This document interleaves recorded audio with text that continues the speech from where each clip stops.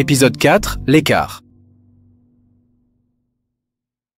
On nous dit souvent que les prix et les revenus ne sont que les deux faces d'une même pièce, que dans le processus de production, la répartition des revenus et l'accumulation des coûts avancent main dans la main selon un rapport 1 à 1 ou équivalent. On appelle parfois cela la loi de Say, du nom de l'économiste français du XVIIIe siècle, Jean-Baptiste Say. Mais que se passe-t-il si cela n'est pas vrai ?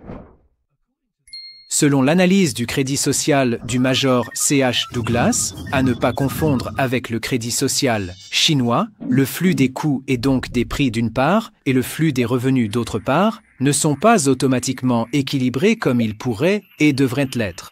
L'écart qui en résulte est connu sous le nom de gap, anglais pour écart, dans la théorie du crédit social. Imaginons à quoi ressembleraient les choses si la loi de Say était valable. Pour chaque unité de coût intégrée dans les prix, une unité de revenu, que ce soit sous forme de salaire, de traitement, de dividende d'entreprise ou d'une autre forme de profit, est distribuée aux consommateurs. Les prix de revient et les revenus des consommateurs seraient automatiquement en équilibre dans une correspondance 1 pour 1. Lorsque ce revenu est ensuite remis par les consommateurs pour acheter les biens et services issus de la production serait entièrement écoulée et tous les coûts correspondants seraient liquidés une fois pour toutes sans qu'aucun revenu ne subsiste. Les revenus des entreprises et les prêts de production s'annuleraient alors mutuellement. Le système serait auto-liquidant et en parfait équilibre. Et c'est ainsi que le système fonctionnerait si le système financier était honnête et reflétait fidèlement les réalités physiques de la production. Mais le système financier actuel n'est pas un système honnête. La plus grande découverte de C.H. Douglas fut que, en raison des règles financières existantes, c'est-à-dire les règles qui régissent la création et la destruction monétaire par les banques, combinées aux règles de la comptabilité des coûts, les coûts globaux, et donc les prix générés au cours de la production, dépassent nécessairement le flux des revenus correspondants qui sont simultanément distribués sous forme de salaire, traitement et dividendes.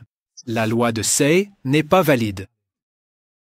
L'écart entre le flux des coûts et des prix globaux d'une part et le flux des revenus d'autre part prend la forme d'une insuffisance chronique de revenus des consommateurs ou de pouvoir d'achat des consommateurs permettant de liquider les coûts, alors que notre pouvoir d'achat, sous forme de revenus correspondants, devrait être comme ceci, il est en réalité comme cela. En conséquence, le système financier n'est pas auto-liquidant et la fonction de consommation de l'économie est soumise à une contrainte purement artificielle. La lentille financière déformante donne l'impression que nous sommes plus pauvres que nous ne le sommes réellement.